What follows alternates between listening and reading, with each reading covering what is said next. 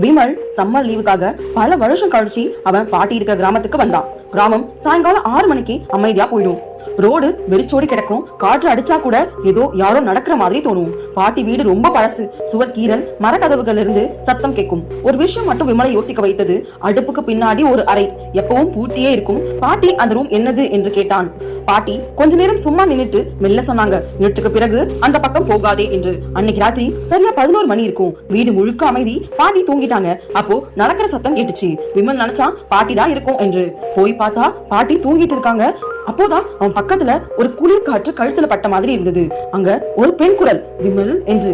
அவன் உடம்பை நடுங்குச்சு. மெதுவா அடுப்புக்கு பின்னாடி போனா பூட்டி இருந்த கதவு தானா திறந்திருந்தது. உள்ள போய் பார்த்தா ஒண்ணுமே இல்ல.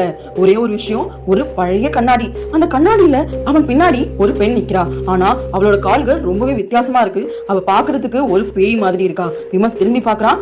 ரொம்பவே பயந்தும் போறான். அடுத்த வினாடி கண்ணாடி சத்தமா உடைஞ்சு போகுது. அவன் கத்திக்கிட்டு பாட்டி ரூமுக்குள்ள ஓடினா. பாட்டி அவனை கட்டிப்பிடிச்சு மந்திர மாதிரி பிரார்த்தனை சொல்ல ஆரம்பிச்சாங்க. கொஞ்ச நேரத்துக்கு பிறகு உண்மையா சொன்னாங்க.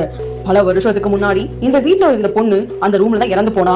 அவளோட ஆத்மா இன்னும் அங்கேதான் இருக்குன்னு சொன்னாங்க. அடுத்த நாள் காலையிலேயே விமல் கிராமத்தை விட்டு போயிட்டான். ஆனா இன்னைக்கும் ராத்திரி கண்ணாடி முன்னாடி நின்னா அவன் பின்னாடி யாரோ நிக்கிற மாதிரி தோணும். ஒரு மென்மையான குரல் விமல்னு கூப்பிடுற மாதிரி இப்பவும் அவனுக்கு எப்பவுமே தோணிட்டு இருக்கு. இந்த வீடியோ பிடிச்சிருந்தா மறக்காம லைக் பண்ணுங்க, கமெண்ட் பண்ணுங்க, ஷேர் பண்ணுங்க. இது போன்ற மேலும் வீடியோக்கள் பார்க்கணும்னா சப்ஸ்கிரைப் பண்ணிக்கோங்க. இந்த வீடியோ பார்த்துட்டு நன்றி.